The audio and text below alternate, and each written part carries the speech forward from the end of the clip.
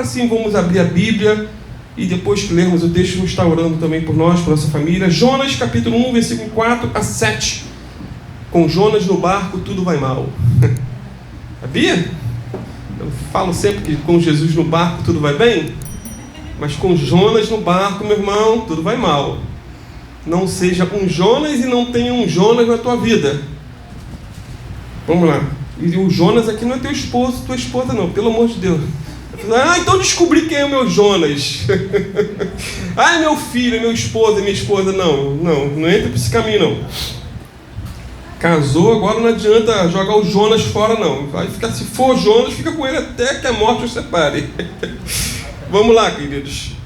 Jonas capítulo 1, o problema é achar, né? Todos acharam? Jonas, esse profetinha pequeno, profeta menor. Achou, Ana? Que bênção. Achou, Bia? Rapaz. Gente. Bênção, hein? Essas crianças vão longe para a glória de Deus. Diz assim então: mas o Senhor mandou ao mar um grande vento, e fez-se no mar uma forte tempestade, e o navio estava a ponto de quebrar-se. Então temeram os marinheiros e clamavam cada um ao seu Deus, e lançaram ao mar as cargas que estavam no navio, para o aliviarem de seu peso. Jonas, porém, desceu ao porão do navio e, tendo-se deitado, dormia um profundo sono. E o mestre do navio chegou-se a ele e disse-lhe: que tens, dorminhoco? Levanta-te, clama a seu Deus. Talvez assim esse Deus se lembre de nós, para que não pereçamos. E diziam cada um a seu companheiro: vinde e lancemos sorte, para que saibamos por que causa nos sobreveio este mal. E lançaram sorte, e a sorte caiu sobre Jonas. Oremos. Pai, obrigado, Senhor, por esse texto tão rico. Obrigado, Senhor, pela oportunidade que o Senhor nos dá de mais uma vez estarmos reunidos em Teu nome para ouvir a Tua palavra, para Te adorar na beleza da Tua santidade. Eu peço a Tua bênção sobre a vida de cada um dos irmãos aqui, Senhor. Em especial para o irmão Deilson, Pai, que saiu agora para um velório. Senhor, que o Senhor venha guardar esse carro na ida, na volta. Livra ele de todo mal. E que ele possa ser, Senhor, uma fonte de consolo para essa família ali, Pai. Usa os lábios dele para a Tua glória. E usa as nossas vidas também, Senhor, a cada momento. Que sejamos canais de bênção, Pai. Que sejamos bênção, Senhor, na vida dos outros. E não um problema, como foi o caso de Jonas aqui nessa embarcação, Pai. Em nome de Jesus, cobre-nos com o sangue do Cordeiro. Pai, revela-nos a Sua vontade. Mostra-nos o Teu querer. Senhor, queremos estar no centro da Sua vontade. Então revela para nós, Senhor, aonde o Senhor quer que nós estejamos, o que quer que façamos, que tudo seja para a Tua glória, para a Tua honra, em nome de Jesus. Amém. Os irmãos podem sentar-se. Fiquem à vontade, como sempre, não durmam.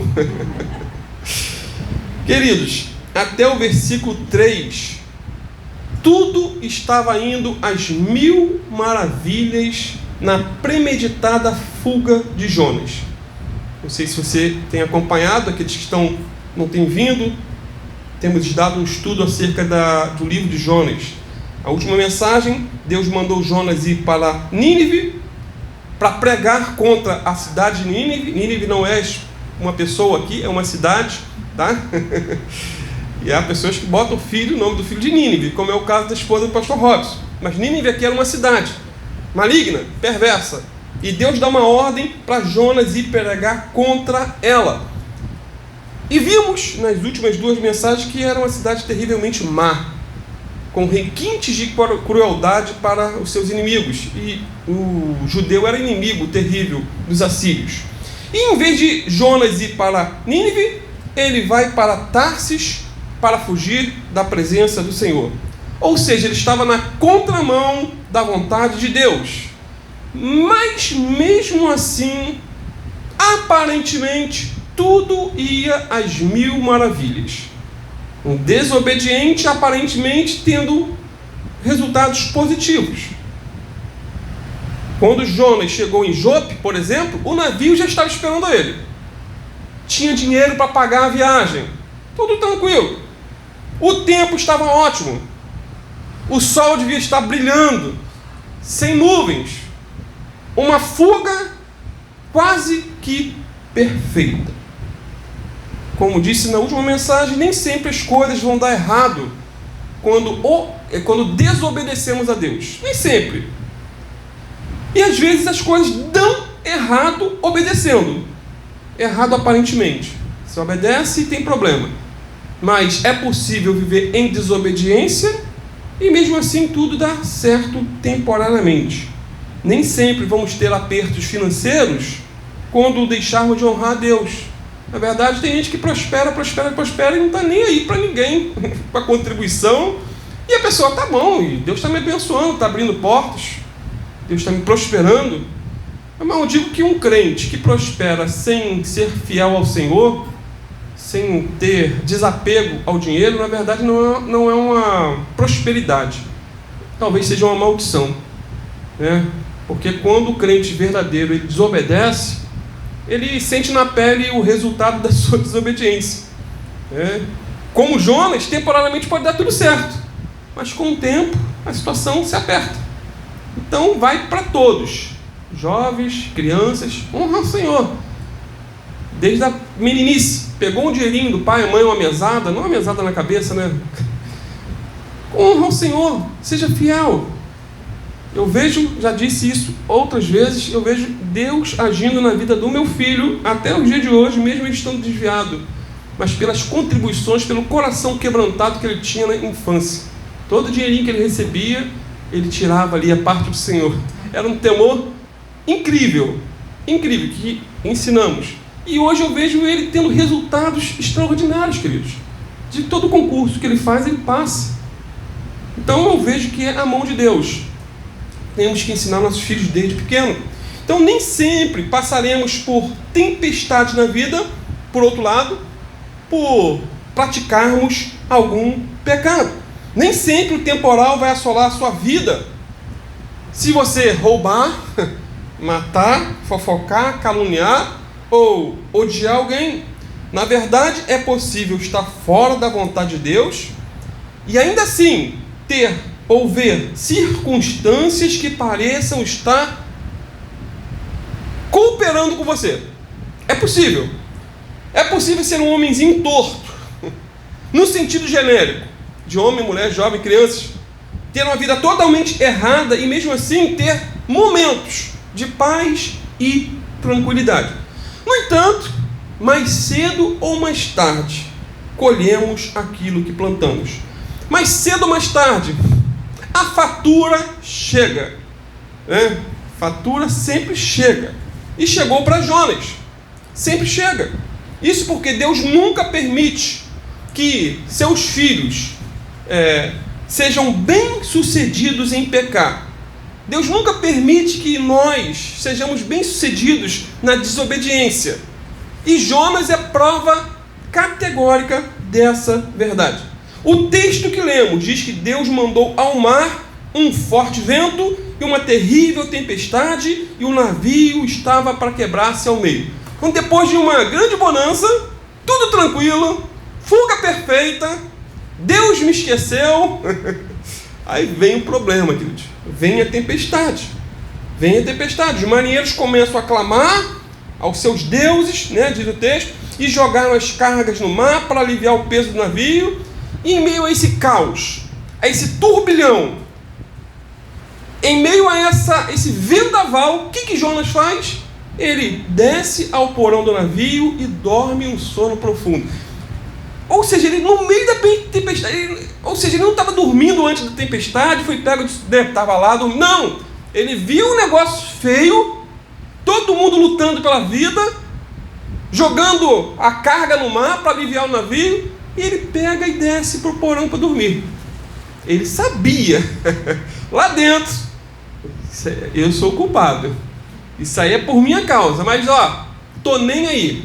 Está deixando a vida levar. Ou seja, 3 personagens se destacam aqui nos versos que lemos no início. Deus é o agente do temporal, da tempestade, do vendaval. Os marinheiros tinham no barco um causador de tempestades. E Jonas é o pivô da tempestade. Que coisa!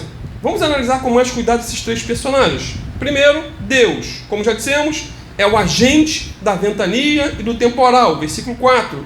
Mas o Senhor mandou ao mar um grande vento e fez-se no mar uma forte tempestade.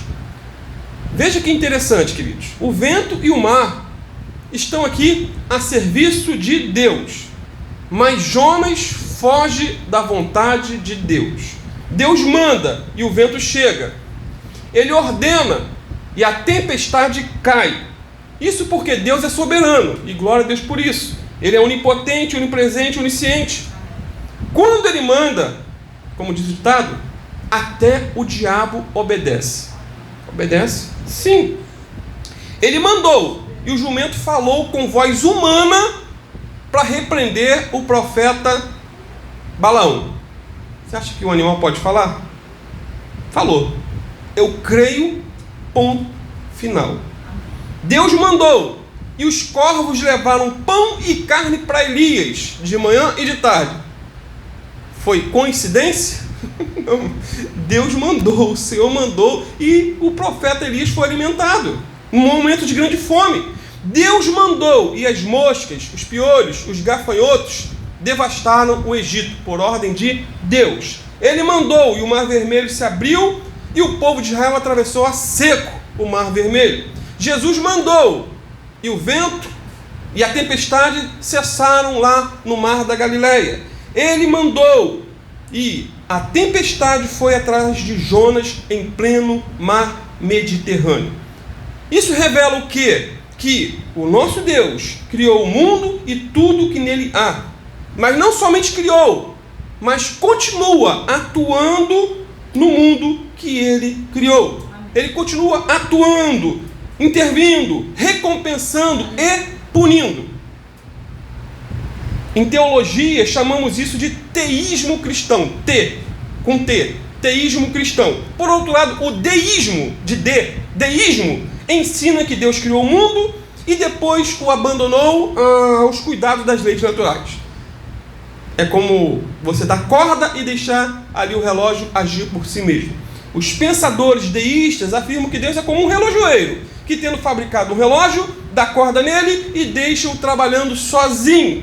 Para eles, Deus está fora do universo, distante do universo. E foi o que eu citei, não sei se foi aqui ou lá em Guaba, aquele que pregou junto com o Billy Graham, Templeton.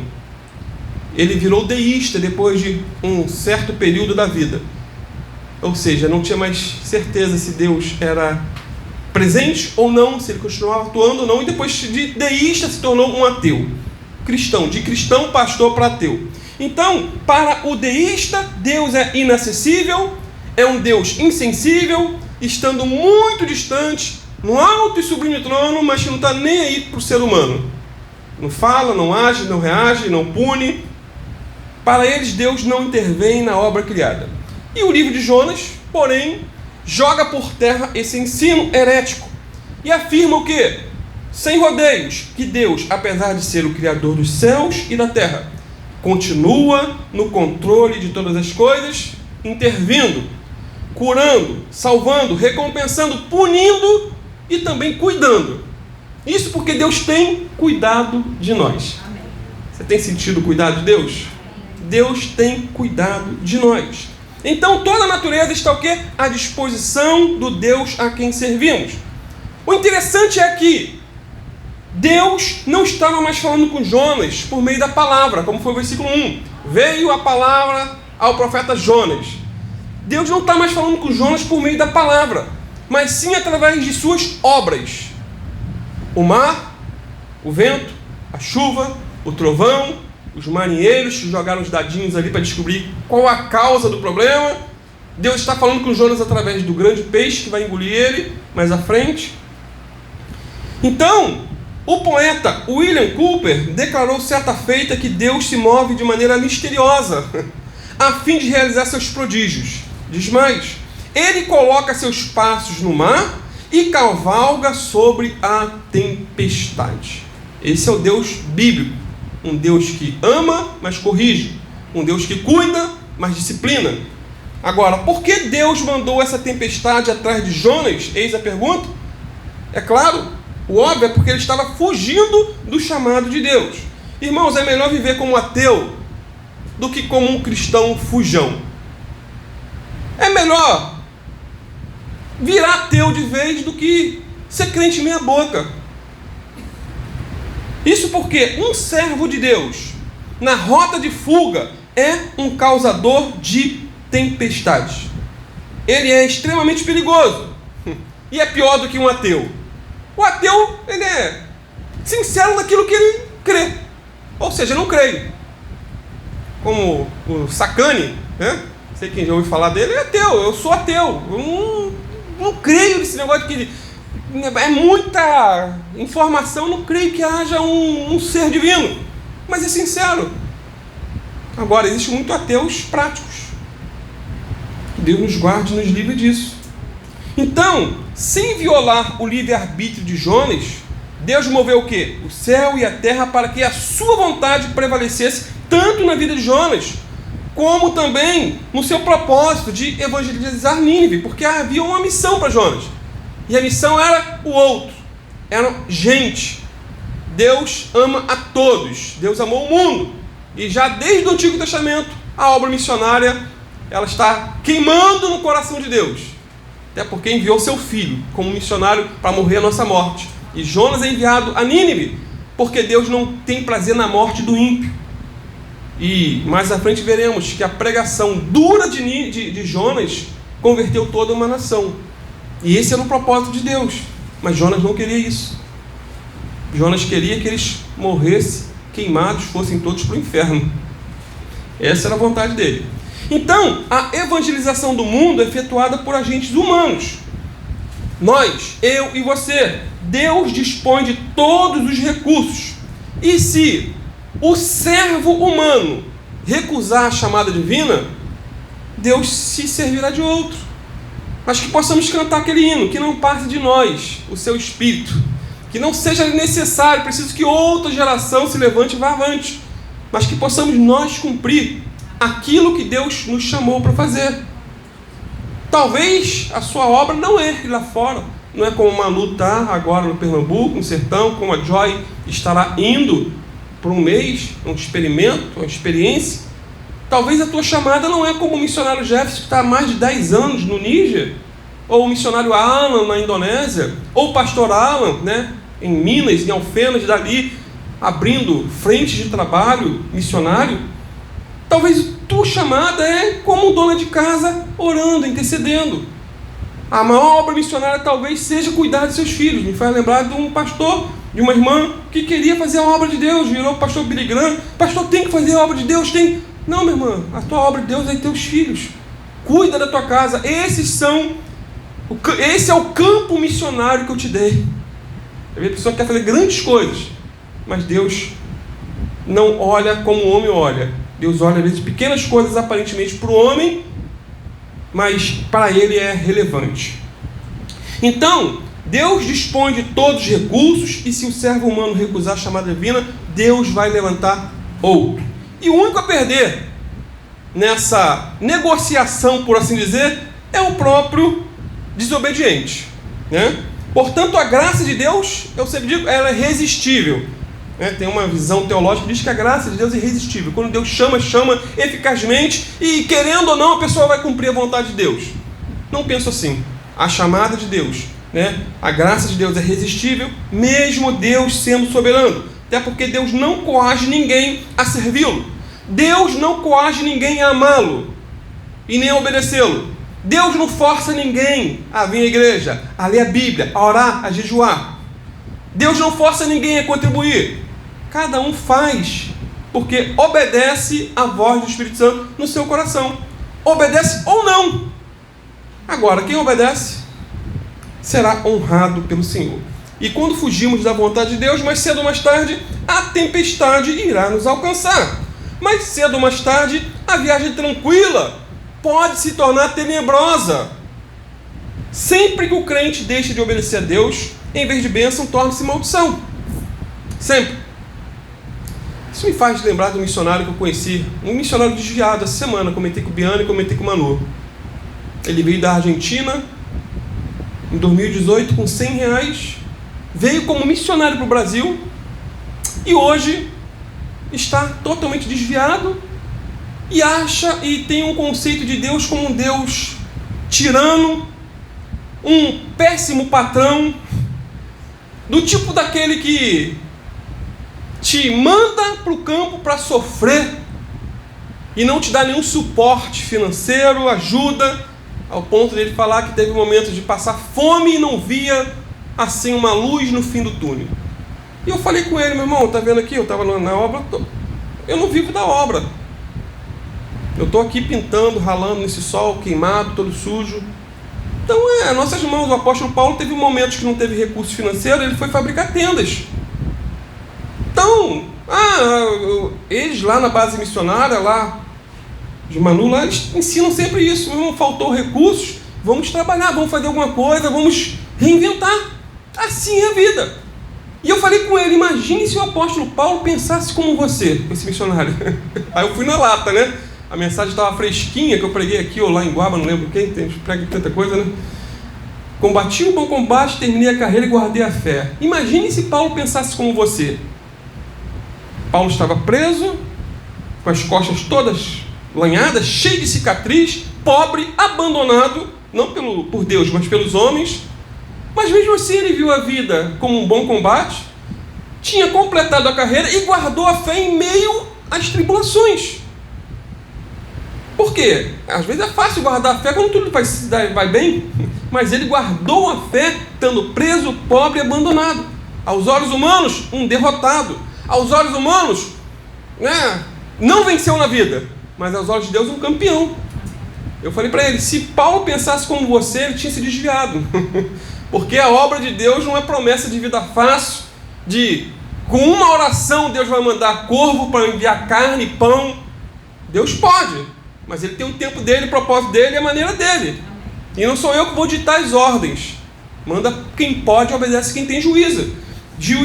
Então, Jonas aqui, em vez de ajudar aquelas pessoas que estavam ali naquele navio, ele estava prejudicando.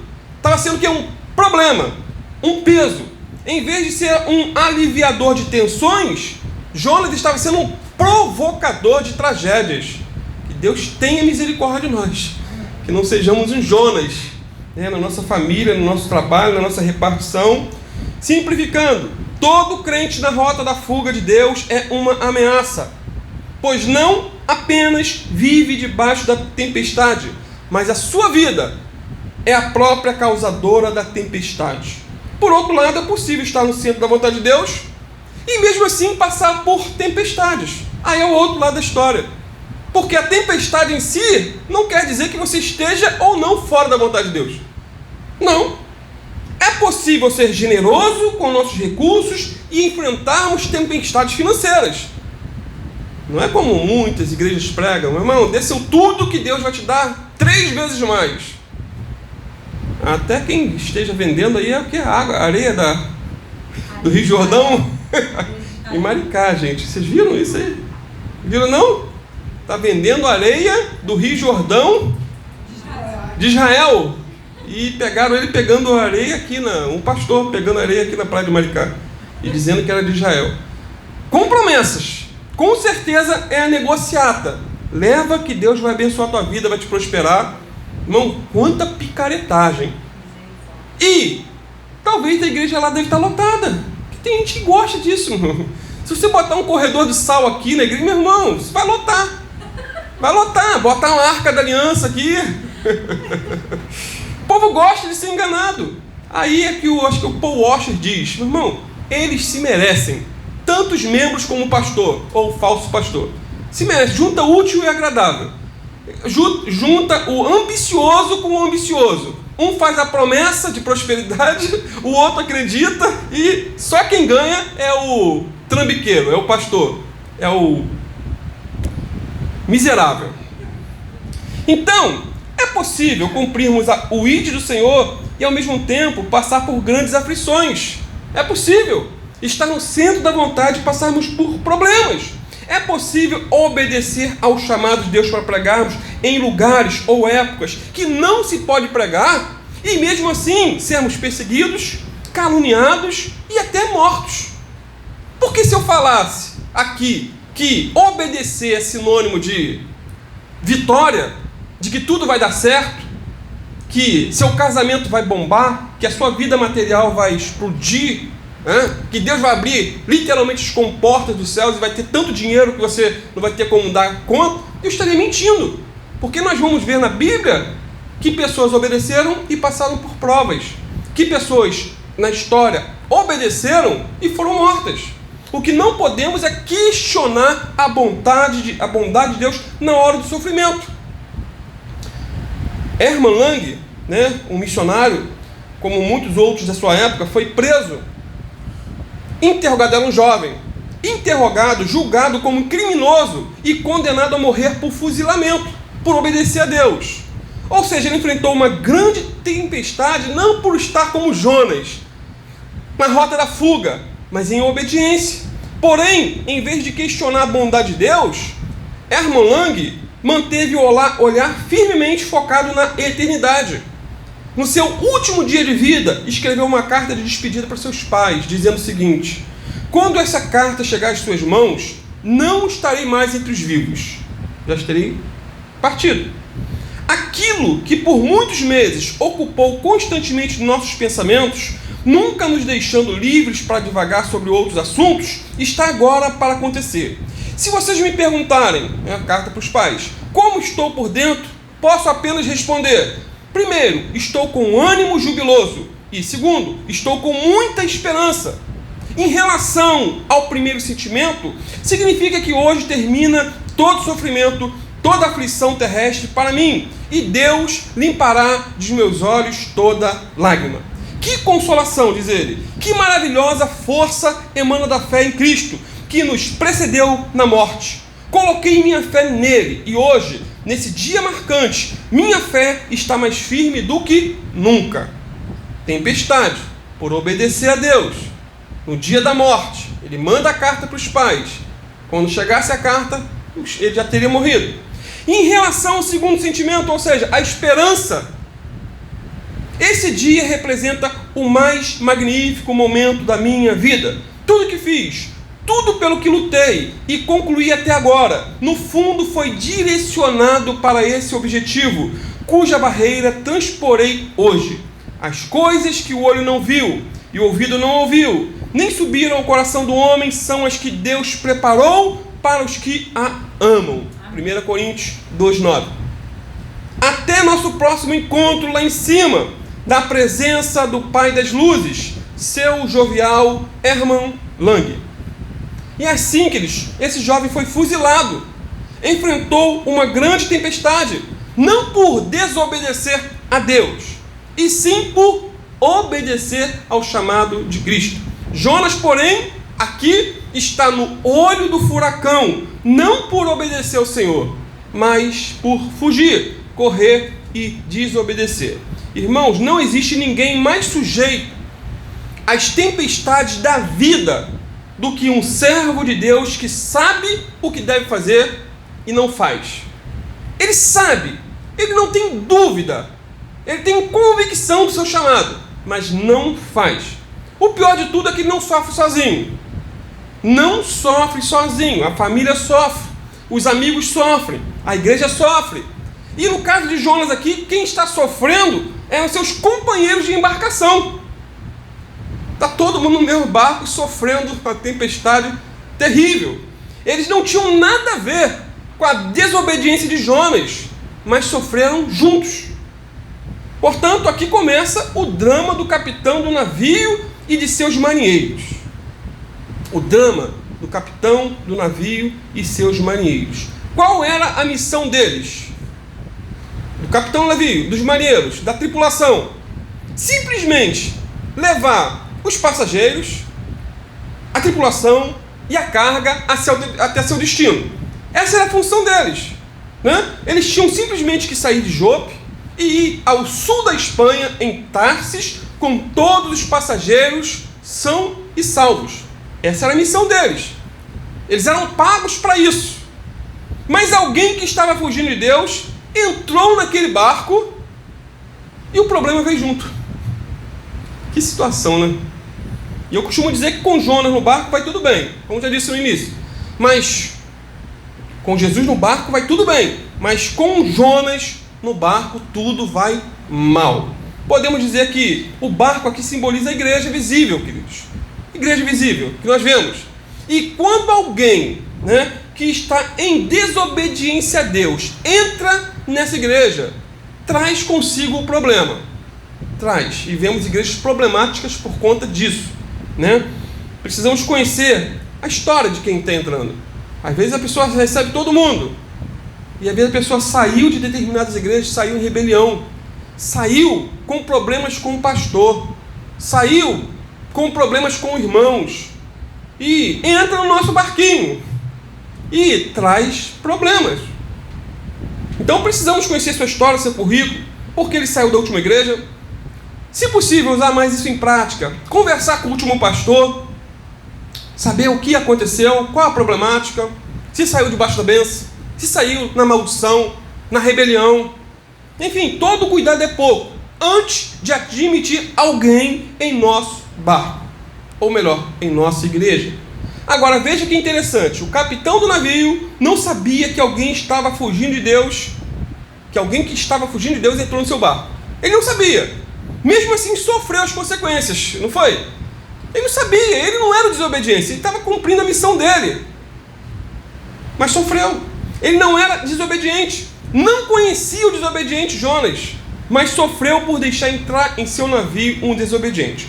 Às vezes o pastor de uma igreja está em obediência a Deus, está cumprindo a missão que Deus lhe deu, mas recebe em sua igreja um desobediente que traz consigo o problema.